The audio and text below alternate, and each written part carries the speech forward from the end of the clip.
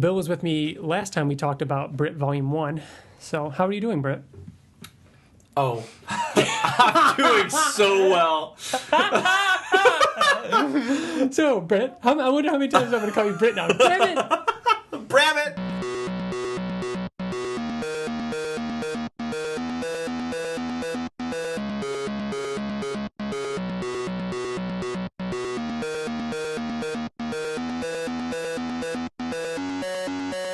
Hello and welcome to the Invincible Podcast, probably the best superhero podcast in the universe.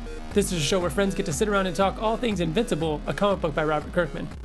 Sometimes we get into discussions about the new issues that come out. Sometimes we go over past issues with readers who have never read Invincible before.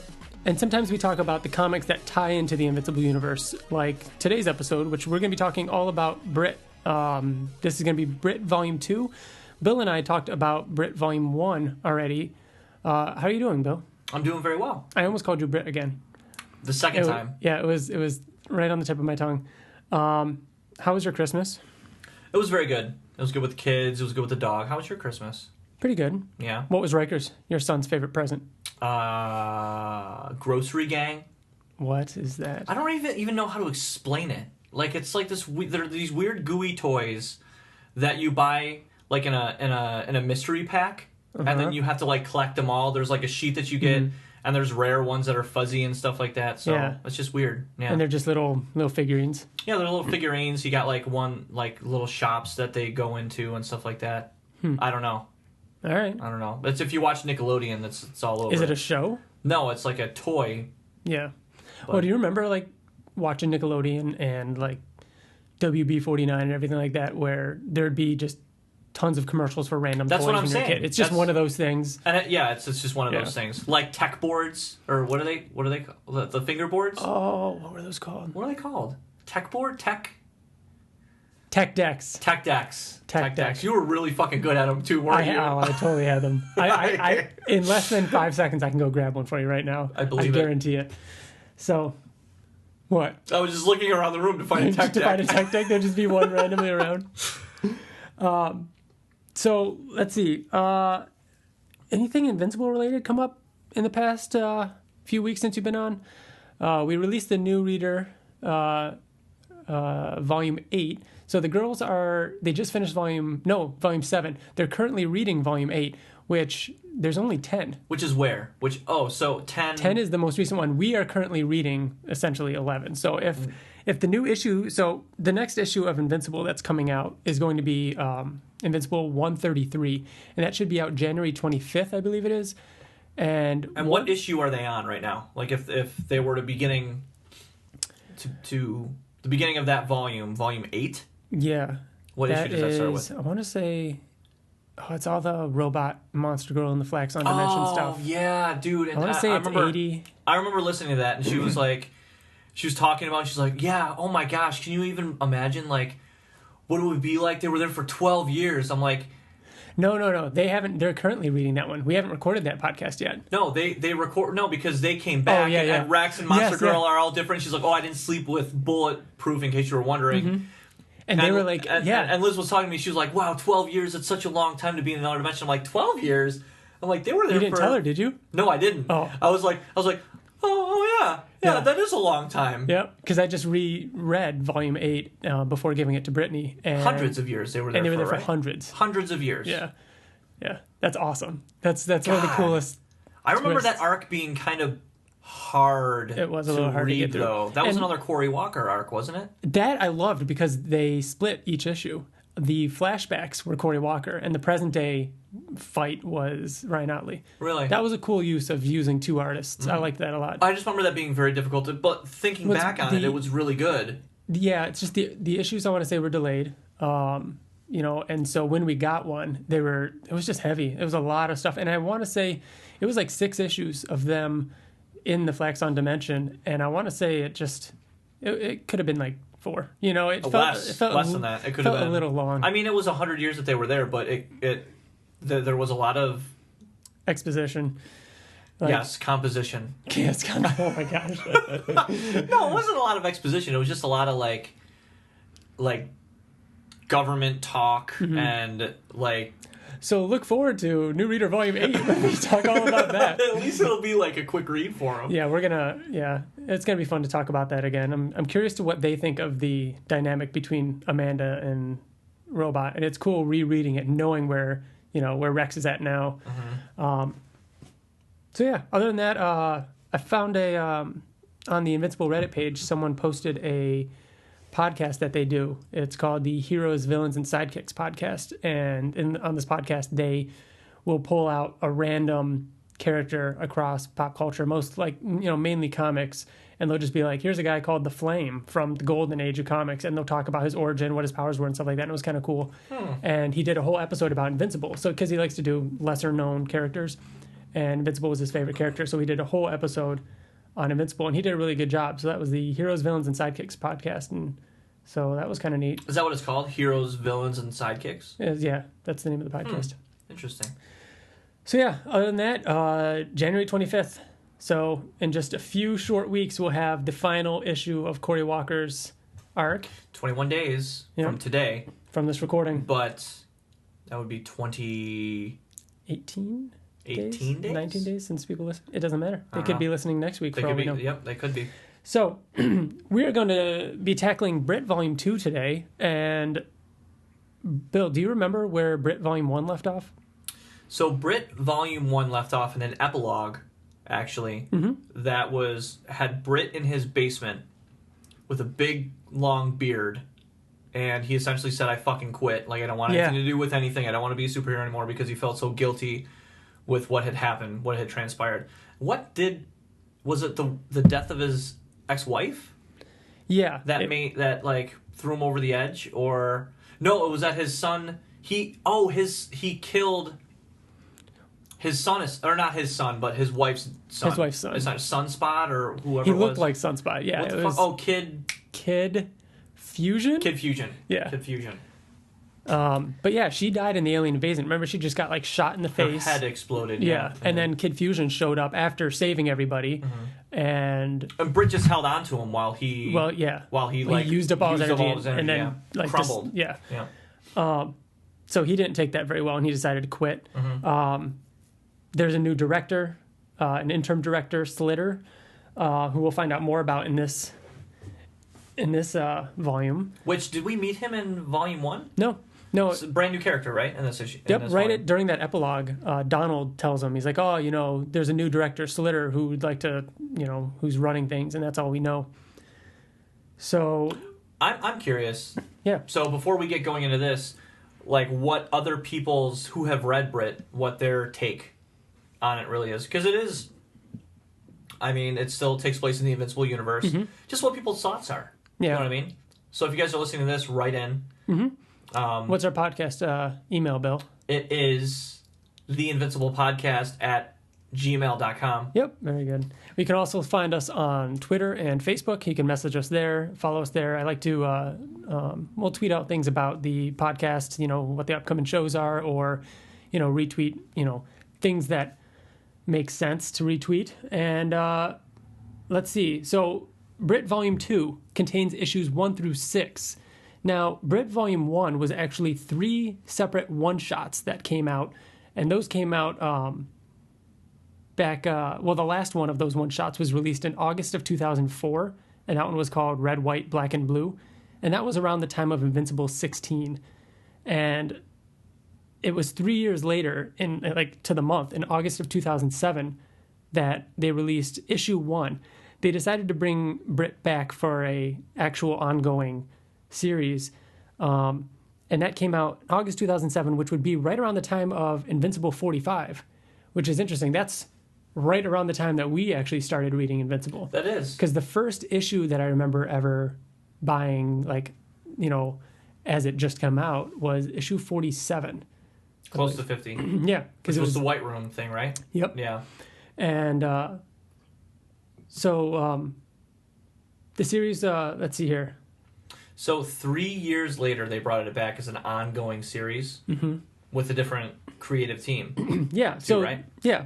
So the creative team, now Kirkman was always in charge of overseeing it, and he edited it. But they brought Bruce Brown on as a writer, and I looked him up, and he has never written anything, as far as I can tell, he has never written anything before Brit or after Brit, apart from, it looked like science fiction novels or anything like that, no comics. That being said, so the creative team, so who was the artist on... So Tony Moore started it, he created it with... Yeah, Tony Moore did the first, I want to say he did the first 2 one-shots in Volume 1, and then the third one-shot in Volume 1 was Cliff Rathburn. Who you all know from The Walking Dead as the currently Inker. You called it Inkist again. Damn it! Yeah, and Ink's Invincible. Right, so this Bruce Brown character, he's never written anything prior or after, from what you can find. Comic book-wise. He is a writer, but he doesn't write comic books. Okay. And now that you... I started this volume not knowing that. I thought that it was Kirkman writing it whole time, yeah. Mm-hmm. And as I was reading it, I was like, am I confused? Like, I feel like I'm confused. I feel like I the whole asked myself that question several times. Like, did I skip a panel? Am I reading this in the right way? Yep. Like, what the fuck there were context several is this in? times in which it feels like they skip panels or the writing just misses a beat. And I don't know. From what I could tell, Brown's previous work on, or, work afterwards on novels and such like that is very sci-fi or fantasy based. And I don't know, maybe this is just the kind of writer he is, but it was different for us. I mean, the kind of writing it was, and it took a little getting used to it. And I'm not entirely sure I did get used to it. I was just going to say, I don't think you can get used to it because I don't think that I don't think it even works in novels. Like, there's no way.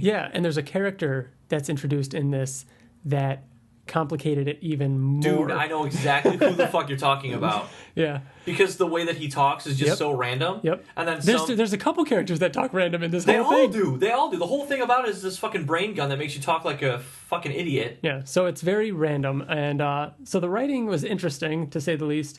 Otherwise, the artist, Cliff Rathburn, I like his stuff, and I liked how, he continued on from the last one shot into this, and I'm pretty sure he continues on in Brit Volume 3.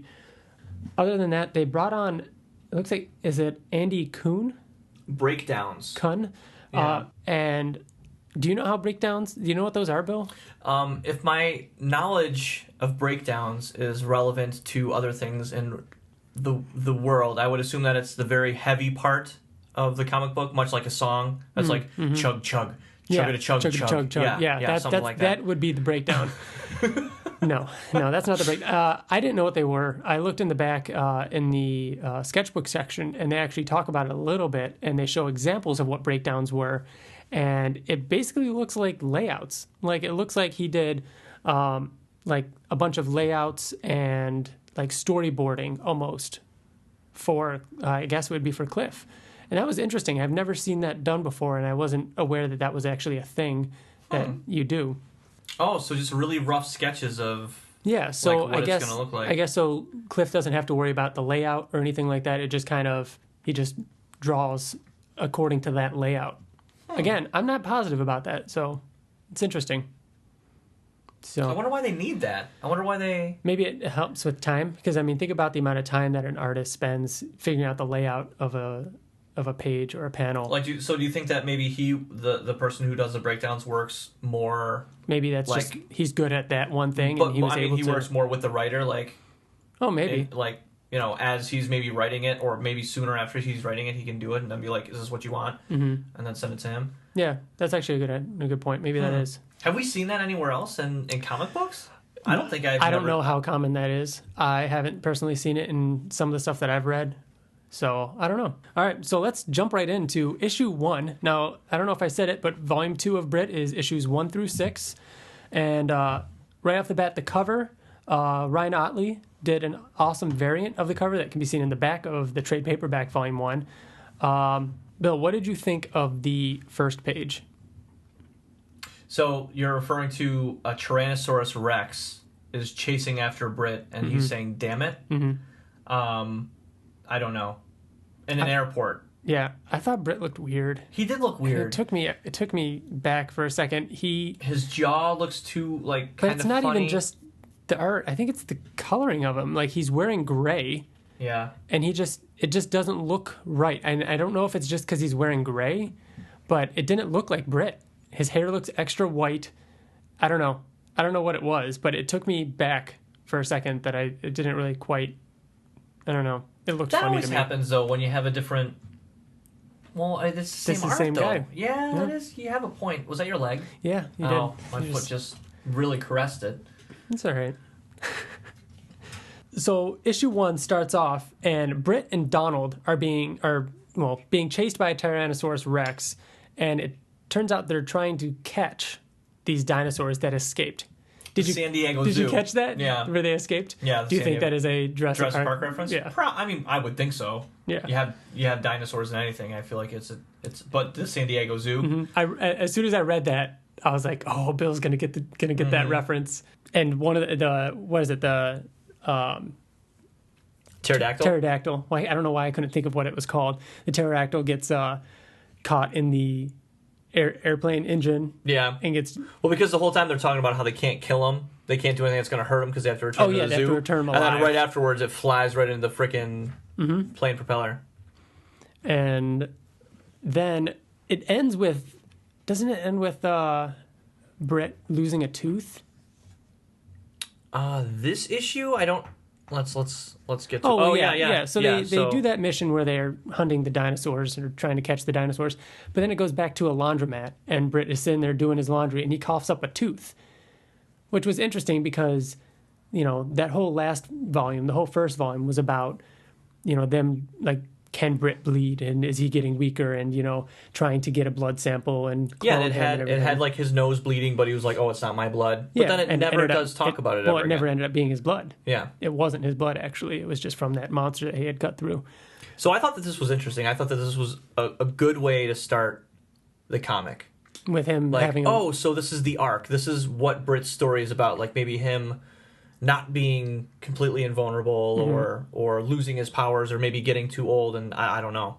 Yeah. But we get during this, there's a panel of a homeless guy walking past, and like we mentioned before, some of the random dialogue in this volume. He walks by and says, "I'd peel her potato." Dad made me wait till Christmas. Ain't a thing I wouldn't do for a Dr. Pepper. And then ropes drop down, hit him on the head, and he says, "Huh, Leon? Shit, an ape?" Yeah, it's... Veneral hole. Like, it's just random. Yeah. And you're like, what the fuck was that about? Mm-hmm. At this point, I knew the cover to Volume 2 had a weird-looking Britt, a purple-looking tentacle Britt on the cover of this. So at this point, I thought that was Britt. The last time we saw him, he had a beard. It kind of looks like him. This Britt is coughing up a tooth. At this point, I was like, that's not the real Britt. The real Britt is the homeless guy outside. So I thought the same thing at a separate time. So when I'm reading it, I'm like, what the fuck did I just read? What was that about? I'm like, obviously this guy matters. And then I saw from the profile picture, you see his beard, and it looks like Britt. It really, really does. But I didn't think that was him. I thought maybe it was, like, that was him. I didn't know what to think. Yeah. I didn't know. So,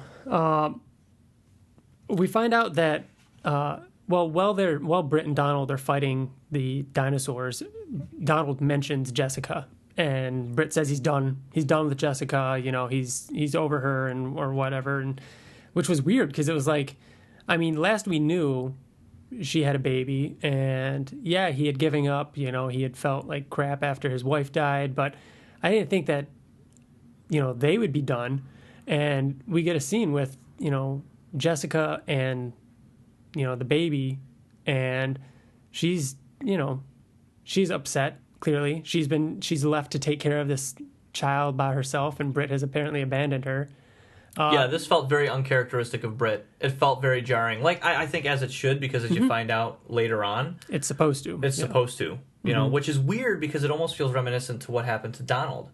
Remember how, like, when he jumped back into his life, his wife was like, who the fuck are you? You seem so detached and everything. Like, it was a, like, completely different person. No, you're right. Which essentially is what's going on here, but... After that, Donald and Britt are heading back to the Pentagon, and this is where we get our first Invincible reference. Britt says, don't see Cecil much since I switched over to Slitter's division. Is he still breathing? And Donald says, I still help him manage the Guardians of the Globe. He's up to his eyeballs with stuff. Spends a lot of time with that Invincible kid. Met him. And then Britt says, if I did, I don't remember ever meeting him. So at this point, that was your little connection. Because think of this, right around this time, we're gearing up for Invincible 50. We're gearing up for the big fight between Cecil and Invincible. Mm-hmm. So at this point, he does have a lot going on with an Invincible kid. And I want to say there has been a couple of times in which, I know Britt makes an appearance in Invincible 50, but I want to say there's at least one other time that Britt makes an appearance. There's obviously the alien invasion, which is funny that he says, if I've met him, I don't remember, because it just goes to show that if it happened in Invincible, they didn't make an impression on each other. Yeah. So we get to meet Slitter.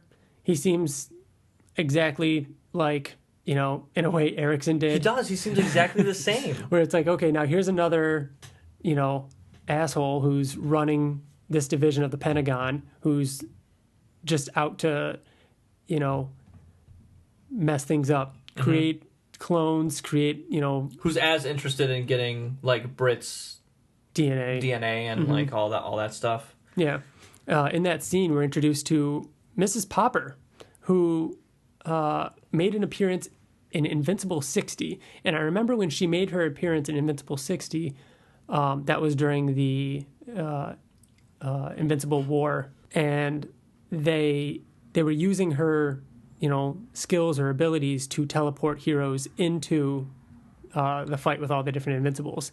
And I remember not recognizing her or where she had come from. I don't remember that at all. Yeah. And I just reread that kind of with Liz. Really? Too. Yeah. There's a random scene of her talking to Cecil, and Cecil's like, you ready for this? And she's like, I drank my orange juice this morning, or something random like that. Yep. And that's where she's from. How old is she? Oh, geez, she's older. Because sometimes it looks like she's super old, and then when she shows up later on in this in Invincible, volume, she looks like 80s. Like, really? She looks old. Okay. So, yeah, I know what you mean. That later in this volume, she does kind of look younger. But shenanigans go on, and isn't there a missile? Or no, like they fight a bunch of these. they talk about Stilter? Slitter? Slitter. Mm-hmm. Slitter talks about this like rogue group that they're like Vietnamese or something like that, or Chinese, that has a missile that the virus is like super deadly. There's a 0% chance of survival, and they're a radical group. So, but they're also being funded by the government or something like that. Yeah, I don't know. It was kind of long, dragged out explanation of what they were. But when they land in here, it turns out they're all midgets. They're all midgets.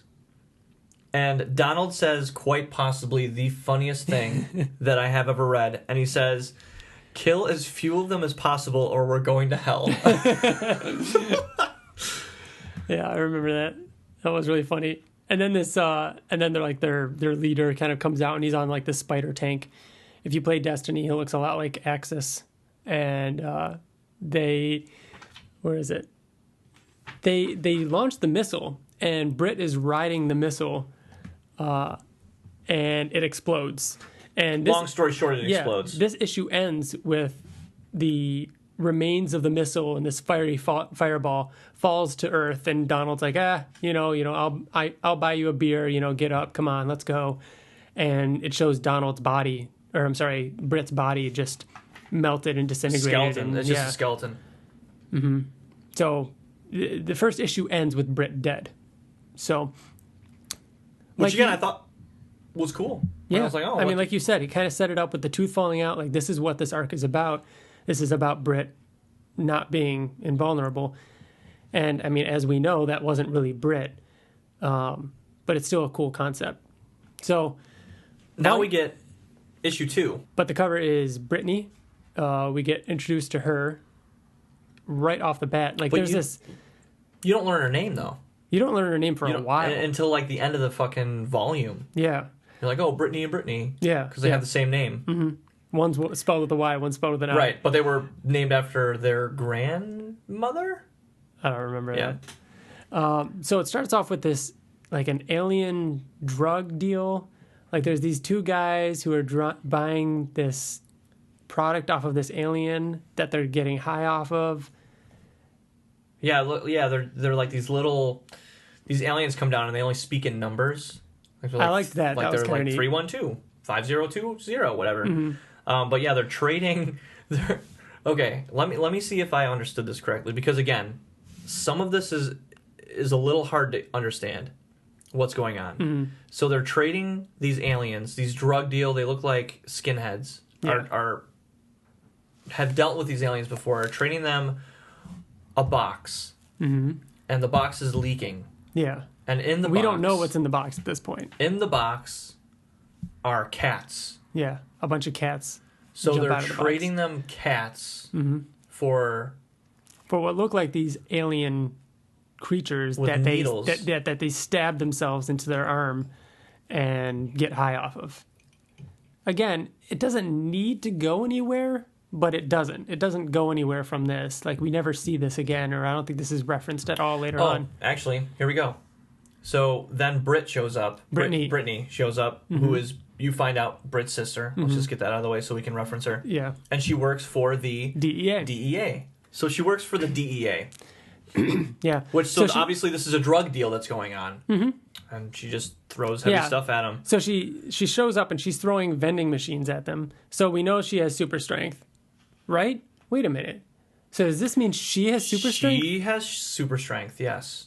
She's stronger than Britt. They talk about it. Okay. Yeah.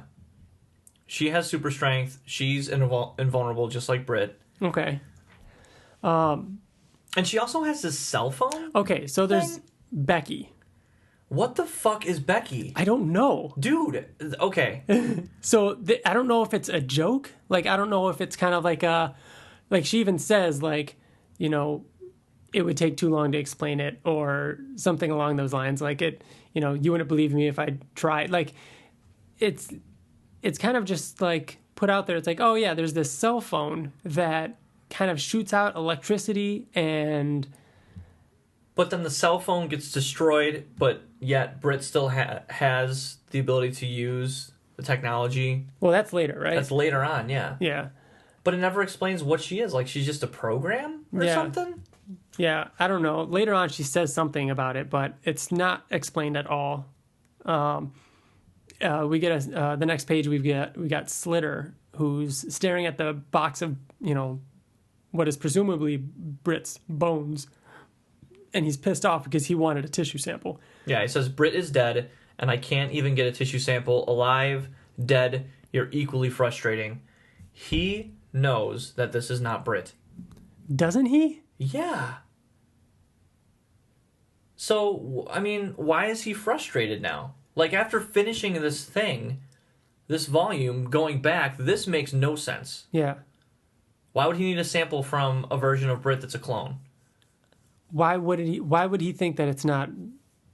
I don't understand. He knows. Isn't he the one that's doing this? Right. But, I mean, granted, he's talking to somebody in his division, mm-hmm. but aren't they all just kind of in on it anyways? Yeah, I thought Slitter was in on this. We'll get into more of that as we go, I guess. We do find out that Brittany is Britt's sister right here, because she shows up. She kicks in the door and says that she wants to see her brother's body, and she doesn't believe it. And Donald talks to her about it and says that Donald calls Jessica and tells her that Britt is dead, and obviously she doesn't take it very well. Right, but before that, there's a scene with Mrs. Popper, mm-hmm. the teleporter, and they're in a cafeteria, and then all of a sudden things get really cold. Yeah, so there's a malfunction. I had to write this down. There's a malfunction with the cryonic pit, and we don't know what happened yet. This is at the Pentagon? Yes. Okay. So at the Pentagon, somewhere, there's a cryonic pit, and we later find out that that's where they're keeping Britt's body. Well, no. They're keeping a clone of Britt's body. That one isn't Brit. See how confused we are? Oh, God. Well, anyways, Donald calls Jessica and tells her that Britt's dead. She's clearly upset. She believes him. She breaks down crying and just like saying, well, what about me? You know, what am I going to do? And it's just, you know, I thought that was a well-written scene. I liked that scene a lot. So anyways, flash forward to the Pentagon where there's the, you know, everything's freezing, and we find out that Brittany and Donald kind of end up together in the same place, and they find a clone of Britt frozen in a tube, kind of like those back to tanks from Star Wars, similar to what, you know, Oliver was in on Telescria when he got his jaw and arm ripped off by Thrag. And so this issue 2 ends with them finding Britt's body. Again, okay, cool ending. You know, like this kind of explains things. You know. Yeah. Oh, what? So how long has he been frozen for? Like, what Britt did we know in the first volume? Mm-hmm. Mm-hmm. You know, it opens up some really cool. I assumed this was the real Britt. I also did. So that was a nice little twist. This issue starts off with Brittany getting her costume. So apparently she had a costume at one point, and that Donald just had. Yeah, Donald got her costume. I don't know, maybe he knew where it was in the Pentagon. I mean, it was kind of funny because they were talking about how, like, how the unwashed version sold on eBay for, like, a lot of money. Oh, yeah. Because she's attractive. Yeah. You know, she's definitely attractive. And she, ironically enough, just like Britt, her clothes end up... She's never... Yeah, she's constantly in her bra. Yeah, she's always in her bra or almost naked. And she makes a joke about that, too. Yeah. And so we get another like little tease of the homeless version of Britt, which again, it just felt a lot like Rorschach to me. So I knew there was something kind of going on. Yeah, it did. And like this is a random scene, but obviously this is somebody that's important. Obviously this is somebody, and it looks just like the main character of this comic. So hey, so during this whole cryonic pit malfunction, there's like an earthquake, and the Britt that's in that tube disappears and begins to attack Brittany and Donald, and it is very strong. And it turns out he starts morphing and transforming into this like purple tentacle version of Britt. I don't know. I thought that was a pretty cool fight scene. I liked all of that. Yeah, it was. And I don't mean to keep going back to just the confusingness of this comic. But the ceiling, I don't know, like Donald is just talking about how like, oh look, it's raining diamonds, and like it's chunks of ice falling on his head and stuff like that. Like everything that he says is like kind of trying too hard, you know? Yeah. Like he's saying, hey, look, it's snowing. I guess the sky is falling. But it's just the ceiling, all the ice falling. Yeah. It's caving in.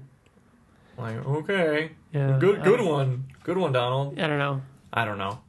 So Britt starts attacking them, and he starts morphing into this purple version of Britt. I like how he just smashes Donald's head off. Well, I mean, what's cool too is that he's like saying Leon, like he's waking up. He just said Leon, and he smashed his head off. Which is something that the homeless guy version kept said. saying. He said, right. Leon, and it's the one of the last things that the real Britt said. We'll get to it. Yeah. And so there's something going on, and it's like part of me wants to think that okay, so maybe the writing is just that,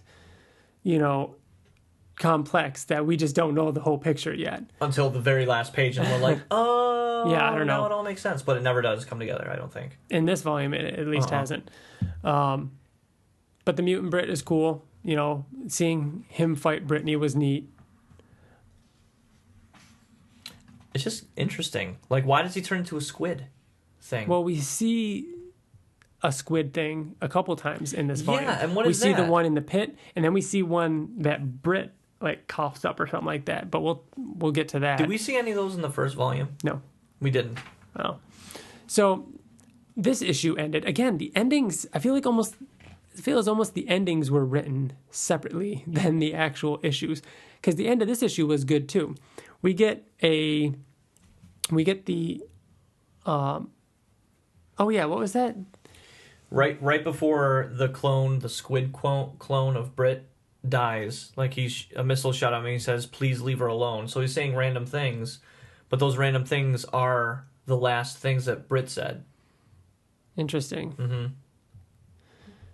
So after that, we've got the homeless version of Britt, again saying things like venereal hole. He's warming his hands by a fire. And then this assassin, I'm assuming, because we never find out who this character is, says, still with the anagrams. So then I was like, are all these random things they're saying anagrams? So I went to a website that you could type in things and it'll tell you what anagrams of what you typed are. A venereal hole does not have any anagrams. That really makes sense. So what did that mean then? So I don't know what still with the anagrams mean. It has to mean that he's speaking in anagrams, but something I don't get, I guess. Or nobody would get. And he says, it's a pity. I've been enjoying the game, but unfortunately I'm told our time is up.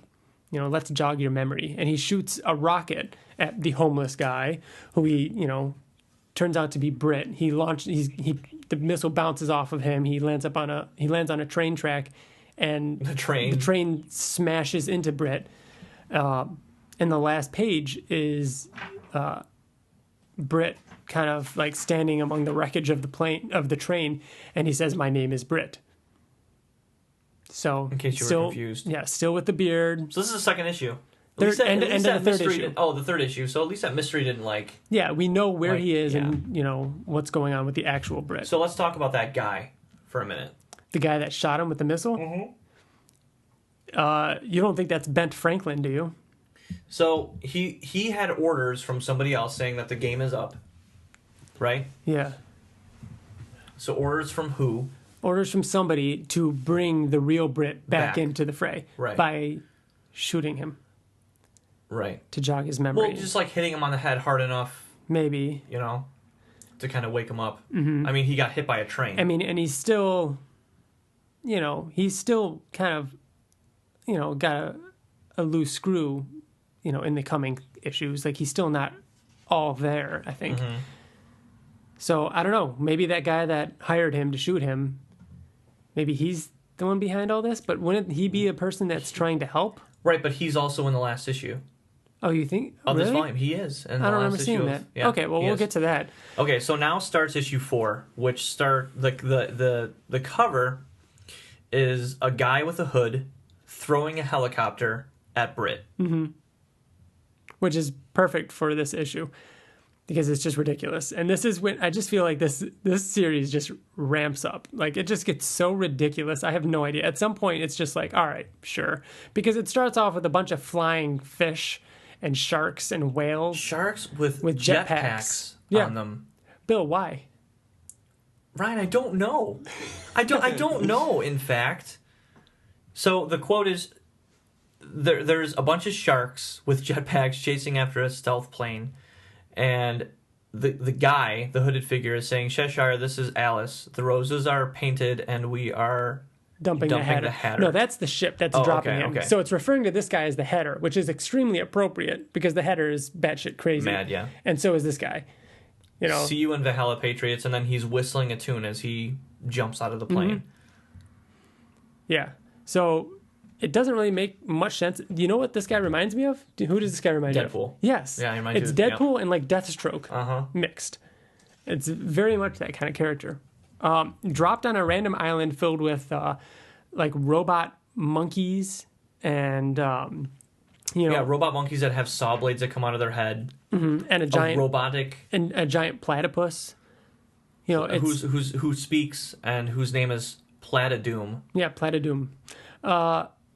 Again, this could just be this guy's style of writing where it's like, hey, here's a crazy thing that this crazy guy is doing that needs no explanation. Just know that he's a crazy guy that does crazy things. Mm-hmm. So this is kind of funny, though. I think this is worth. So the hooded guy... Bent.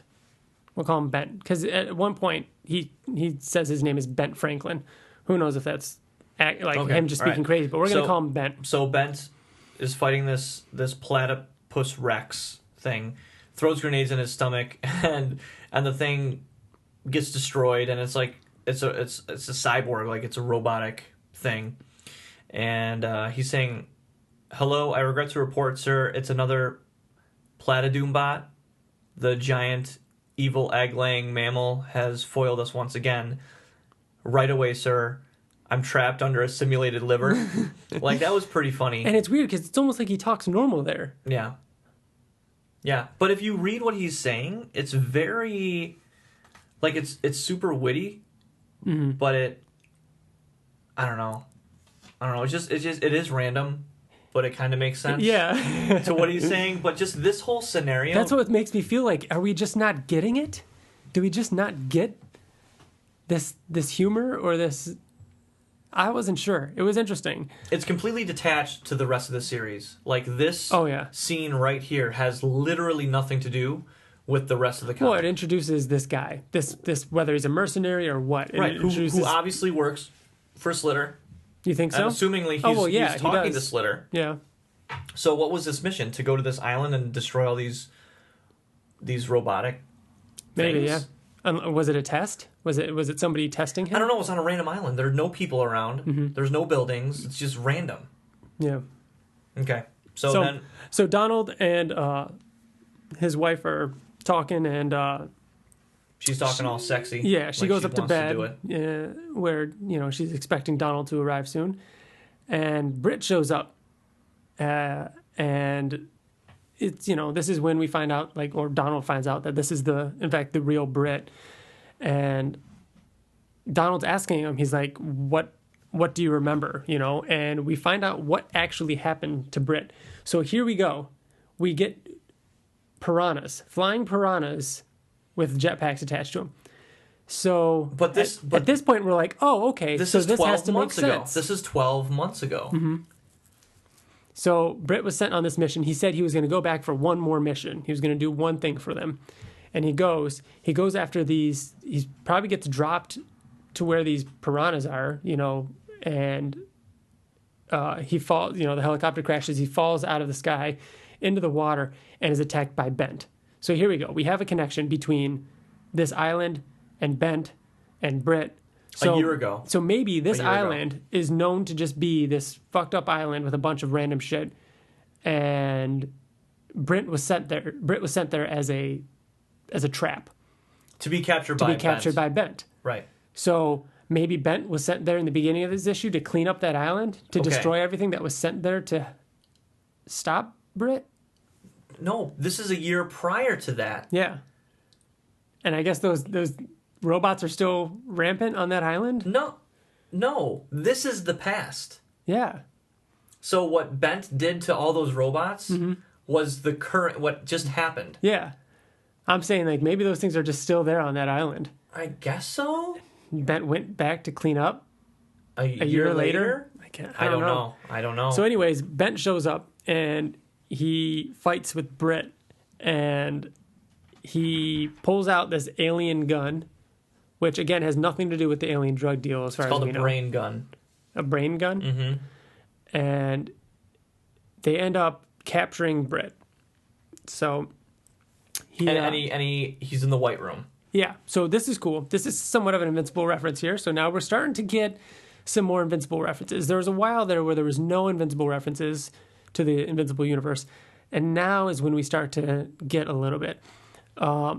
Britt wakes up in the White Room, and Slitter is there, and he introduces Britt to Dr. One, W-U-N. Now, Bill, in Volume 1 of Britt, I want to say the first one-shot, he fights a guy that's speaking a different language. A different language, and he snaps the guy's neck. Mm-hmm. Remember he uses up all his energy on Britt. It was a really cool scene. This is a scene where Britt dropped down and blew up. This is that guy's father, I guess, and he says, I grew that boy from a skin sample. Who was working for Slitter. Yes. Well, at the time, Slitter wasn't the director, but still, whether or not he had that connections. Right. So that was kind of cool. That was a kind of a cool reference to, past Britt volumes. Mm-hmm.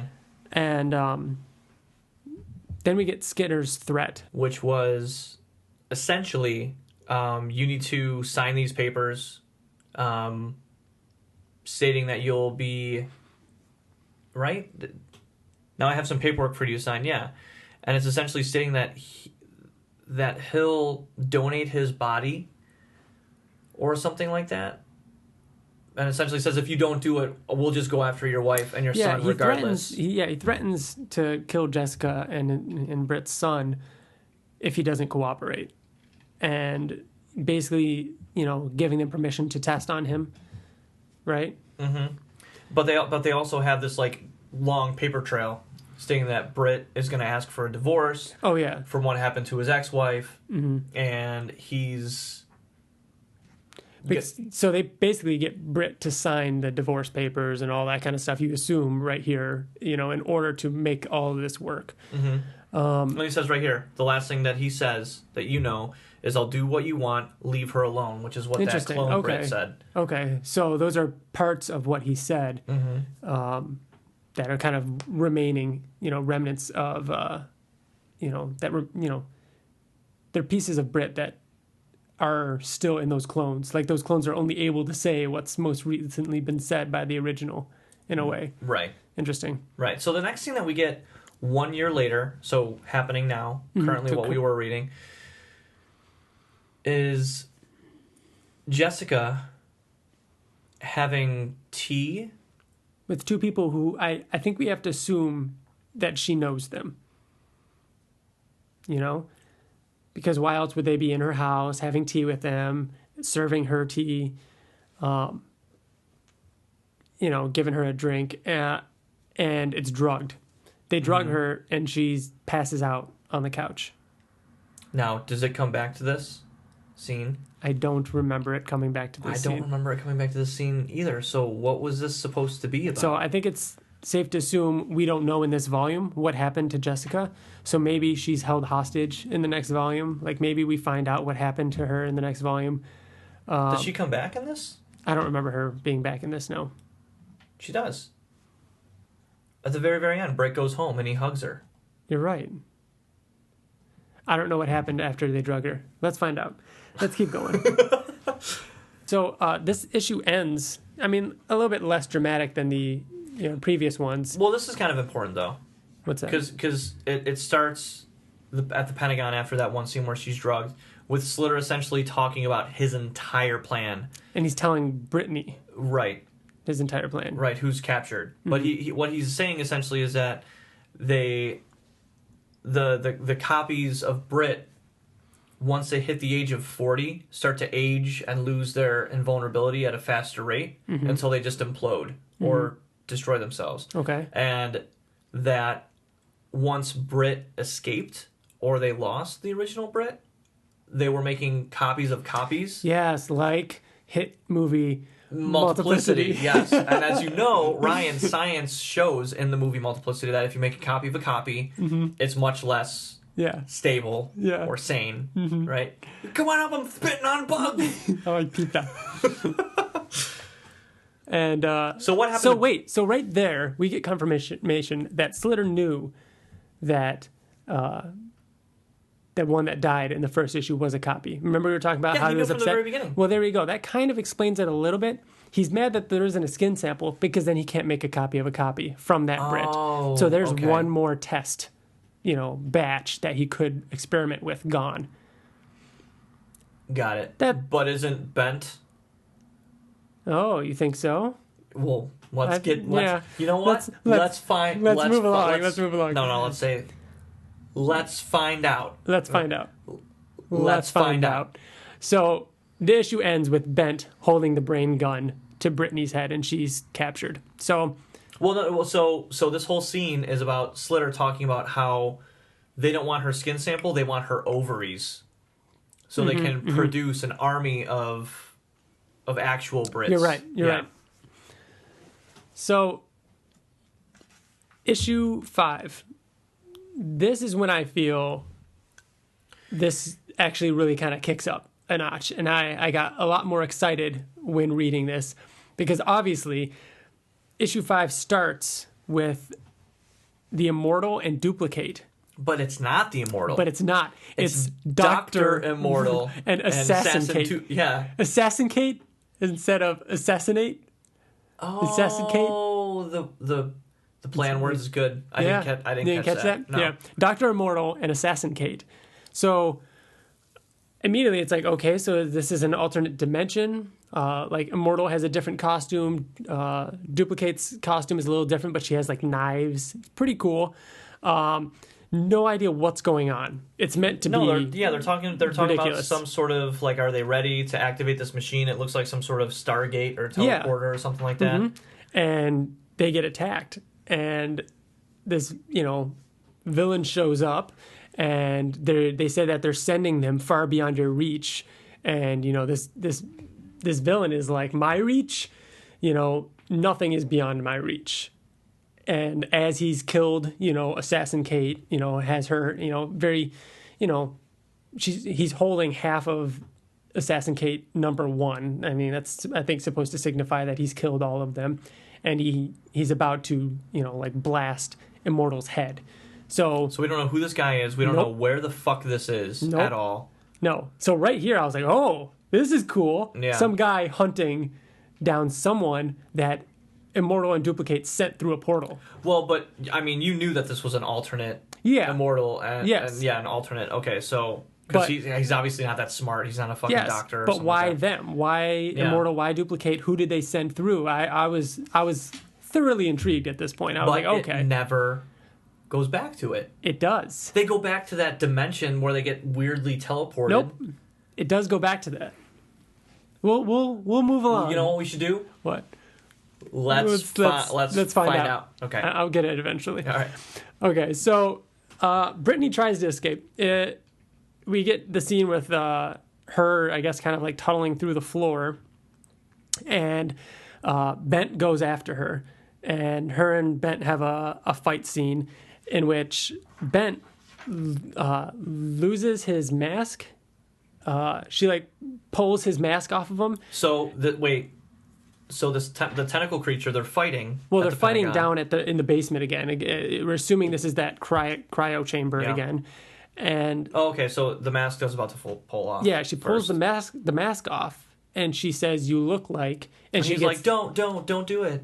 Yeah. And she gets captured by a purple tentacle. So here we go. We have this purple tentacle thing again, which looks exactly like the purple alien Brit that we saw in issue 2. So now I don't know, man. Let's talk about Bent a little bit. I don't know if that looks like. I don't think that looks like Brit. Oh, are you saying that looks like the assassin that shot Brit to jog his memory? Whatever makes me sound smarter, I think that it's another clone of Brit. Mm-hmm. But how would that make sense? Because they existed. Bent is the one who captured the original Brit, so he can't be a clone of Brit. Yeah. Unless they had a clone of Brit before. You're right. That doesn't make sense. He was Brit, and then he would be just as old, and he would have decayed and died and stuff like that. So no, it's not. It's not a clone of Brit. We do find out. So could it be a sibling? We do find out at the end of this that there is a third sibling. So it could be a clone of the third sibling. Or just the third sibling. Or just the third sibling himself, and that puts on a completely different costume and looks completely different at the end when we see him. But. Right. I don't know about that. So what happens here is the squid tentacle, the purple tentacle, comes up and grabs Brittany and pulls her into the pit. But she tried to use her phone. Bent stomps on it and breaks it. Then she says, "Get him, Becky," and he gets electrocuted. And then that electrocution is still. Oh, I didn't notice that. It does kind of like flows out, goes away. Right. So I wonder if that electricity is like an entity or itself thing that stays within an electrical device, right? In order to that would make sense because it floats around Brit towards the whole end of the. But right off the bat, on the next page, we've got Brit still at Donald's house, and out of his nose comes another octopus-looking thing that looked just like all the other octopuses we've seen in this, but oddly enough, looks exactly like a sequid. And it not exactly. It looks more squiddy. So? It doesn't it's look definitely as more brainish. squiddy. But at first, I was like, "Is this sequid?" So let's talk about let's connect the dots, if we shall. Okay. Mm-hmm.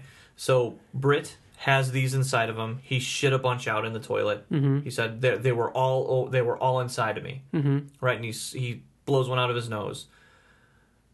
The clone Brit turned into a squiddish version of him. Mm-hmm.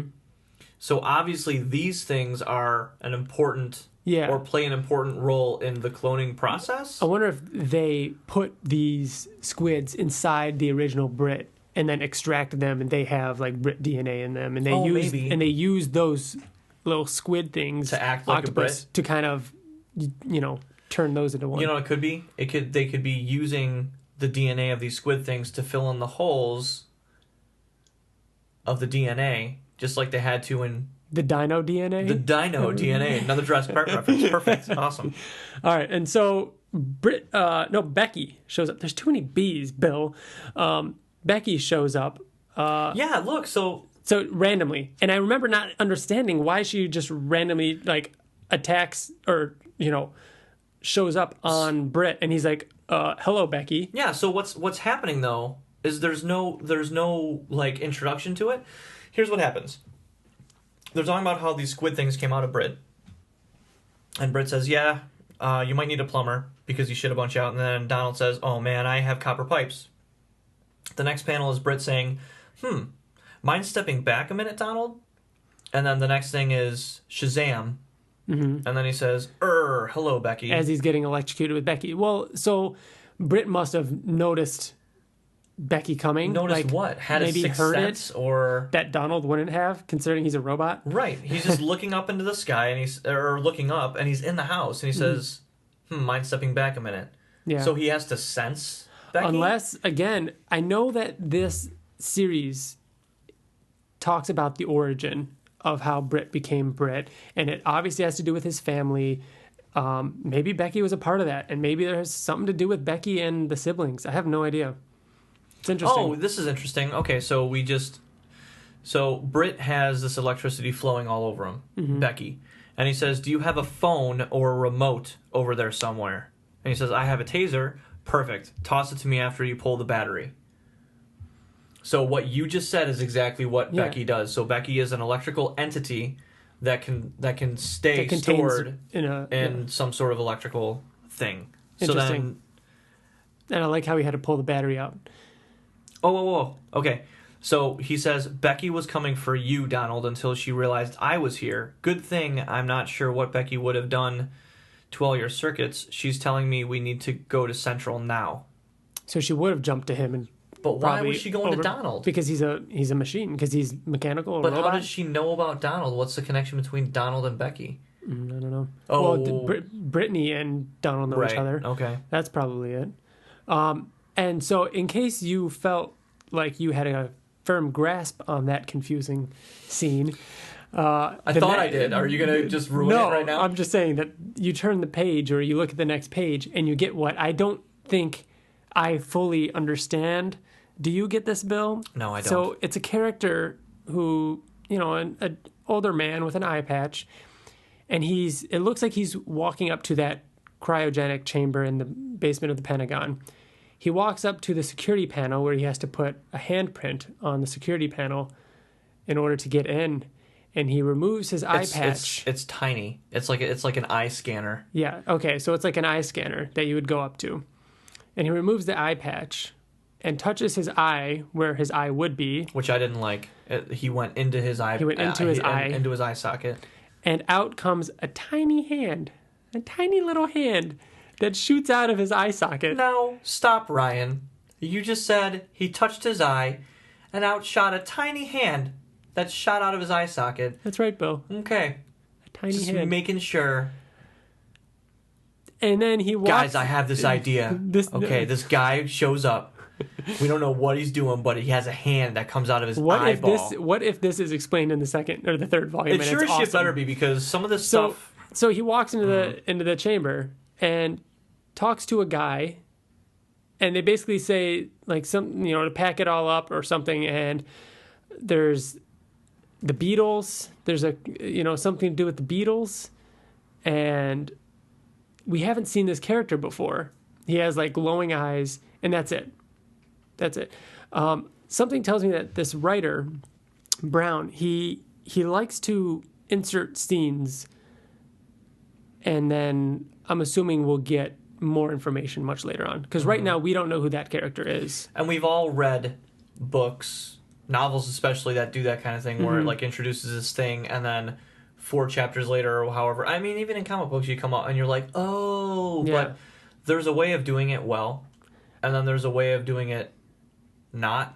And I think that there's a reason why this comic maybe didn't do so well. Is not doing so well.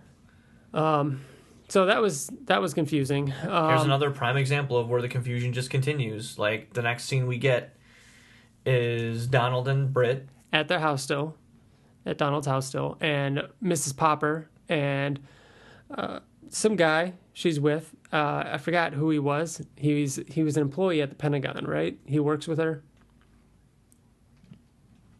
Does he? Is that the guy that was in like the cryo suit or something like that? Bobby, they were eating lunch together? Mm-hmm. Look at here. Doesn't she look a hell of a lot younger? She's in a bikini. A little bit. I don't know. Okay, either way. So they teleport in. And if this sounds confusing, like we're jumping all over the place, we're not. We're going in chronological order of this comic book. Yeah. So they decide to, plan an attack. Now, in between this, we get another single page that is completely out of left field, but is one of my favorite parts of the series. We get this beam of light that's flying across planets, which is essentially looks like dimensions. They're all Earth. So if you look at it, one is robotic because it's got it's got lights and stuff like that. See, like gridded lights and everything. So that's this one. Yep. And then there's a destroyed planet, which is the zombie one. Yep. And then there's a normal looking planet, which would be ours? Yeah. Ours? Yeah, I think it's safe. Would you assume that this beam of light that's going in between these dimensions is that villain that we saw? No. That killed Duplicate? You don't think it's that person? No. It's these 3 people that you see on the same page. Those are the 3 people that they sent through the teleporter that Immortal said, you'll never find them. We sent them somewhere you can't reach. And he says, my reach?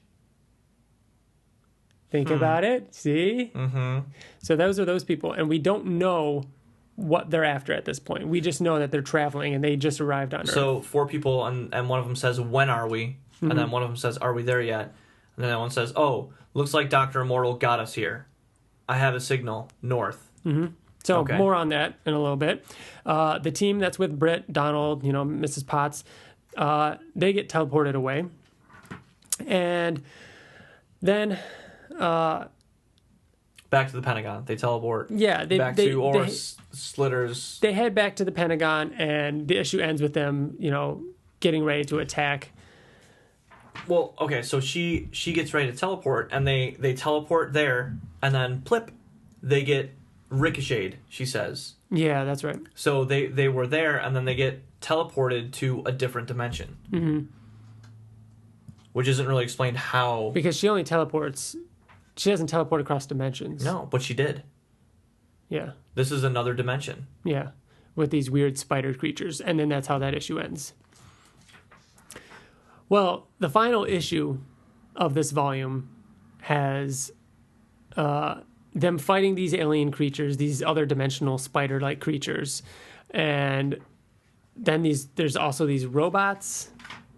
Or they teleport back. That's what they teleport back to the Pentagon and accidentally bring along some spiders. But where they teleport to in the Pentagon, or at least near the Pentagon, has these robotic creatures. Oh, they're basically like Donald's.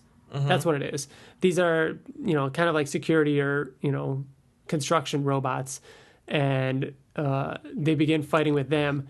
But they teleport into that room where there's that big squid thing. Okay, that yeah. big tentacle. So they're back where they were. Coming back. Okay. So that tentacle thing is going to be explained. Well, in the end of the last issue, we see them pulling Brittany out of the pit with the purple tentacle. So, it is kind of coming back to that.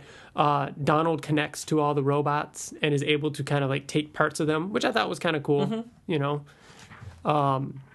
Well, the things are called whatever DC, and no one knows what DC stands for. It means Donald compatible. It's Donald compatible. So he can, boot into them. Mm-hmm. Now, Britt is using Becky to, hack into things, to, destroy stuff. Essentially, he has electrical power when she's on him. Mm-hmm. Well, he just has, an electrical blast, I guess. He can just use an electrical current, or he's using her to go into a door and open it and such. Then Britt saves Brittany from Slitter. It looks like they're about to saw into her. They're trying to experiment on her. And they essentially, they kill Slitter. I mean, well, Britt has the opportunity to, and he said that, like, what, doesn't he say, like, he'd leave some for Brittany? And one of those, spider creatures bites him. Mm-hmm. And he just, it starts foaming at the mouth. Yeah. But he doesn't die. He doesn't die because then it shows him being pulled away on a stretcher, still foaming from the mouth. Okay, well, so he might not be dead. It also shows Bent escaping. Bent puts on one of the, the paramedic uniforms, and one of the guards says that someone stole my hazmat suit. So Bent escapes, and you're right. Cecil shows up and says, "Pity he isn't healthy enough to threaten." Referring to Slitter. Yeah, he's Slitter sitting is on a still gurney. alive. Yeah. At this point, we find out, Brittany's name. They, because Brittany's in the hospital, and her and Britt have a moment where they, have a chuckle at the fact that they're both named Brittany with a Y, and then Brittany with an I. But also in the hospital, Brittany gets visited by who we know of as her brother, or he mentions, Britt as his brother. Well, so she says, Britt leaves, and then Brittany says, "You can come out now." How can you stand the company of that open mouth breather? It says Apin. And then Brittany says, "I like his company. You're uninvited. Watch your mouth or leave." And then the shadowy figure says, "Truce. I didn't come to talk of him or upset you. I only wanted to know you were safe." And then Brittany says, "I think we need to talk about Britt. And how did you even know I was here?" And then he says, "I can keep track of you." She says, "I know." Brittany says, "What I don't know yet is if you were involved with what happened to Britt. It's exactly something you would do." He takes the cactus that Britt gave Brittany and drops it into the trash. Mm-hmm. Almost like he knows that she doesn't like it, like they're twins, mm-hmm. Or like they're connected in some way. "I have no idea what you mean. I haven't touched our brother." Yeah. So, obviously, it's a sibling. But we don't know. You're assuming that that's the guy who woke him up? Well, there's a couple people. I mean, this could be the guy that shot the rocket launcher at him. Right, that's what I'm talking about. To wake him up, yeah. It could be the guy that the eye patch guy goes in and talks to mm-hmm. with the glowing red eyes. Mm-hmm. But I'm not sure. That I'm really not sure of who that is. Then that is him. Look that's him. Okay, so he's there when Slitter and Yoon have Britt in the White Room. He's there. You're right. He's it does show a flashback. The one who shot him. Let's jog your memory because it's showing him. Mm-hmm. He was there. Look took. He was there when they took. They took the baby. Britt. He's called him Britt, right? Or Brittany. Yeah, I think Britt Jr., yeah. Britt Jr. When they drug Jessica. Oh, yeah, look. Ready to go for a ride with your uncle? Mm-hmm. So they drugged Jess and stole the baby, but returned the baby. So they did something with him. Yeah. So then Brittany says, "I don't believe you. You're dog leg crooked. Keep away from Britt. If I find otherwise, I'll find you." And then the brother says, "Do what you have to do, but I promise you I'm busy. Too busy to mess with Britt. Very busy indeed." Because he probably has a sample from Britt Jr. now. Right. Or the actual Britt Jr. and they cloned him or something. Who knows? I don't know. But you think that is the guy that was in that room that the eye patch guy walked into. But either way, we know that he's been throughout this series, these past issues. Right. Interesting. Then, probably my favorite part of the entire trade paperback. Takoga Island, Pacific Ring of Fire. Mm-hmm. So we get a character. This is one of the characters that we see that Dr. Immortal sent back, sent to this dimension. This is the four characters that arrived. And one of them walks through the door, and she has what appears to be a robot face and hand. On her hand. Yeah. So it's like she almost is wearing like part robot And armor. then Robot says this facility was built on top to tap directly into the Earth's core. We'll have power and privacy. Our advanced agent has already delivered the components. I want to start construction immediately.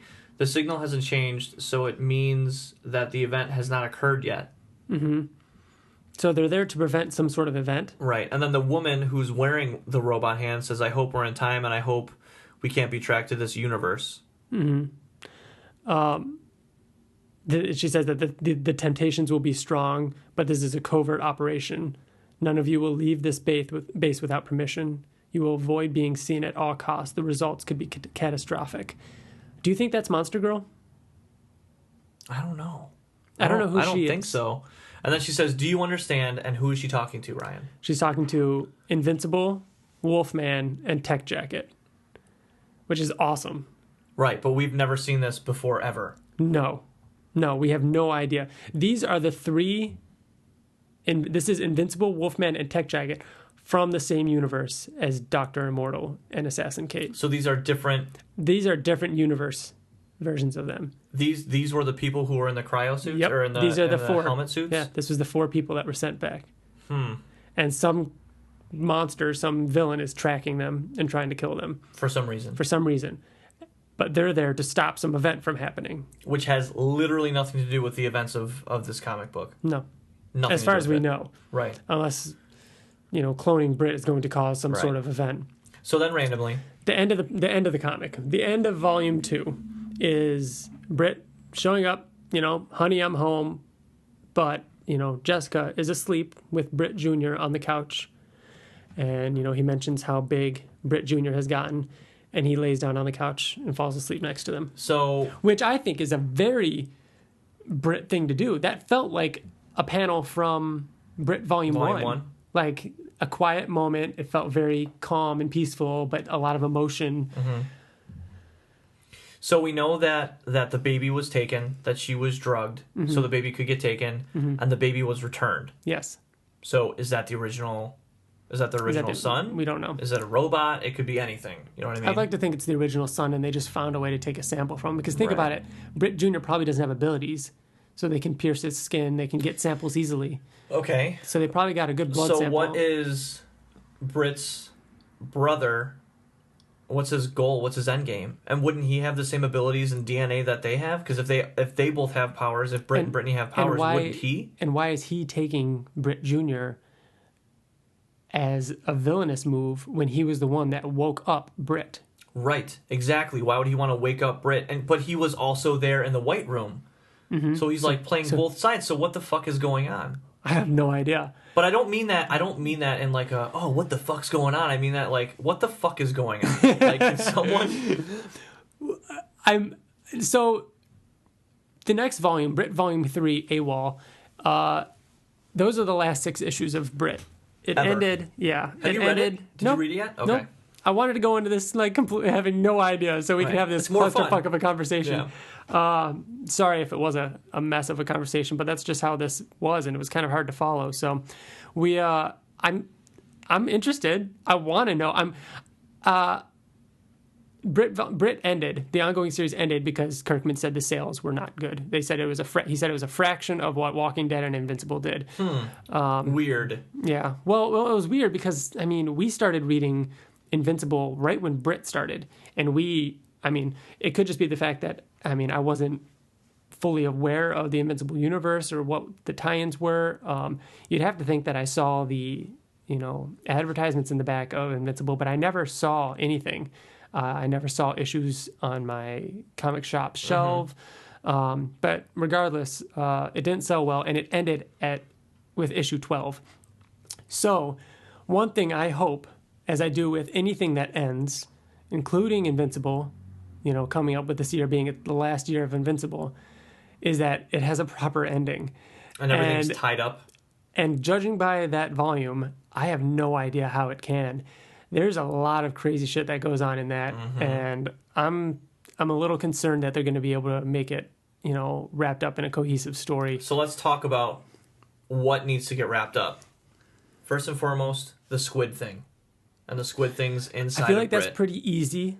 That I feel confident that that could be wrapped up, because that's like, okay, like we said, that's a means to extract DNA from Brit. Think about it. He has impenetrable skin. How do you get DNA out of something that's impenetrable? You know what I mean? Like, so I have another question for you. Okay. How did Brit escape the White Room and become a hobo? His brother? No. He was there. No. Think about it. He was just out. He was just free, roaming around. No, but think about it. Maybe his brother broke him out and freed him, and then his brother waited for the right time to wake him up. Right, but Slitter never talks about how they lost the original Brit. No, they didn't. Him, you know? Yeah. That was kind of weird. I remember like looking back like, wait, did he escape? Was he let loose? Maybe because he sounded crazy. Maybe they just assumed he was a nut job and let him go. But why would they do that? They need original samples. That was the whole point. Yeah. Yeah, I don't know. We need to know what happened with Britt Jr. We need to know the deal between, her, this brother, this third sibling, and where he comes from. Well, we saw in Invincible when Robot did his whole Order 66 initiative. I like that. And remember Britt put baby Britt in one of his rocket boots and shot him through a robot. Yes. So we know that he's Britt Jr. invulnerable. gets powers. He's invulnerable. Yeah. So you know that he has powers, and you know that that's got to be the original baby. Yeah. Right? Yeah.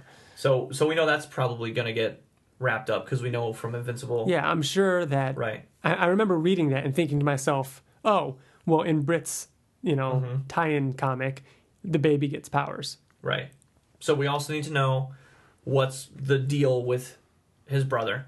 Like, why is he playing both sides? Why did he wake Britt up? Why did was he there when he got stolen and all that other stuff? Why did he steal the baby?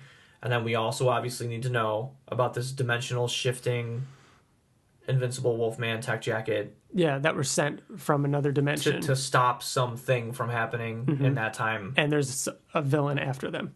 I'm excited to read the next one just because I'm like, call it morbid curiosity, but I need to know. I need to know if all of that gets explained. And it has to be, because you know what? I have volume 3 right here, and Invincible's on the cover. Maybe we should just flip through it right now.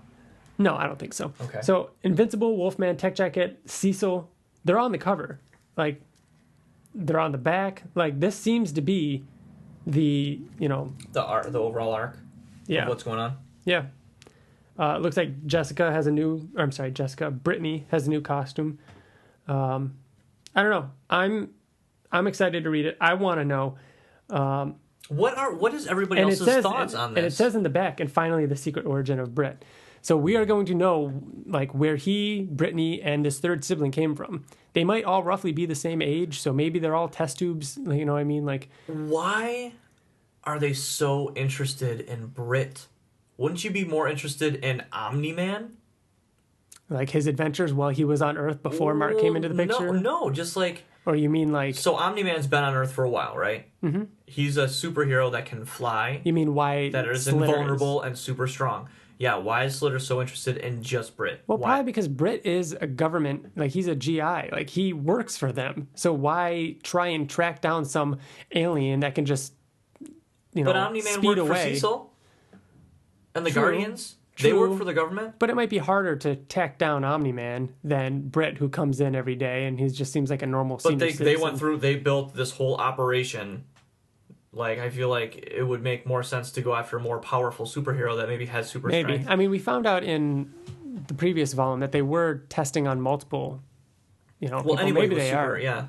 Maybe they would get Omni-Man if they could. But this is about Britt because That's called Britt. That's what they're currently doing. I don't know. But so far, I've read Wolfman. Mm-hmm. I've read Britt now, 2 volumes worth, and I've read Tech Jacket, all of Tech Jacket. I don't think I've read the original Tech Jacket stuff, but I read most of the new stuff.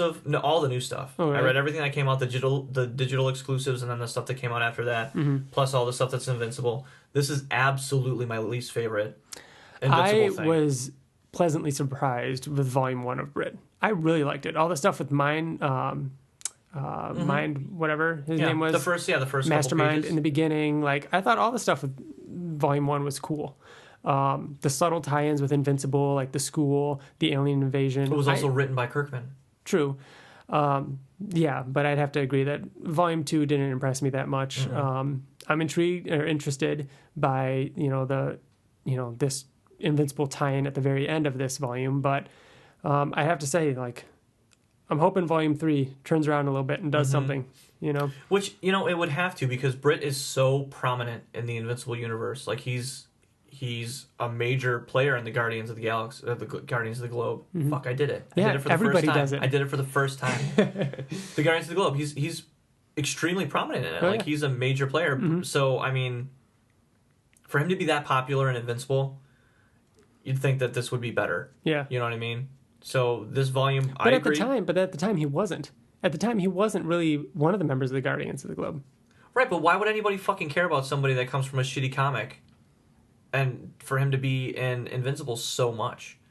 Unless Volume 3 ends... Well... I don't know. I don't think anybody was reading it. That's why it was canceled. So I don't think it matters what happens in that to make people like him more or to give him more time in Invincible. I think he is a good character. I like the character of Britt. But I do too. I just think this story isn't, really doing it for me. Yeah. So. And I liked him more before I started reading this. Which is weird, Because I don't know. I feel like he's written better by Kirkman. Obviously, I just don't like this writer. But you know what we should do, Ryan? We should read Volume 3 keep reading and look ahead. Let's find out. Let's find out together. Dude, really? I forgot. Let's find out together. All right. So, well, thank you for listening. Sorry again if it was a jumbled mess. It was just a little tough to get through.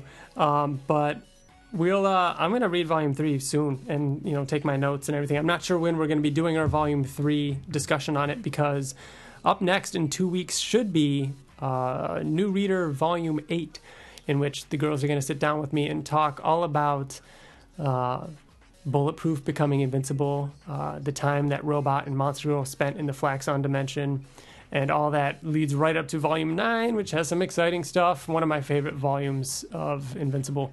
Dude, so good. So good. And they don't even Monster know. Girl's a baby, and they throw her, and you're like, why did they throw this baby? And it turns into this monster. You're like, holy fuck, that's Monster Girl. Yep. Oh, man, that was so good stuff. So excited for that. Look for that in 2 weeks. And after that, we'll have a new issue. We'll have issue 133. Finally, Invincible. You have a reason to listen to this podcast again. And then after that, we should be monthly. We should be Invincible Comics monthly, which means that every month we're going to have a new reader and a new issue, which means who knows when the next time we're going to get to do a tie-in series, unless we do like a random one thrown in there. But that does it. If you have read Britt, email us. Let us know what you think. Did you read this when it was coming out monthly? What did you think of it at the time? We'd love to hear from you. And if you're reading along with us, we'd love to hear your thoughts on it as well. Other than that, that does it for us. Bill, thank you for joining me. Yeah, thanks for having me. Anytime. Remember, you can find us on Facebook and Twitter. You can email us at theinvinciblepodcast@gmail.com. And that does it for us. Thanks for listening. Bye. Bye, guys.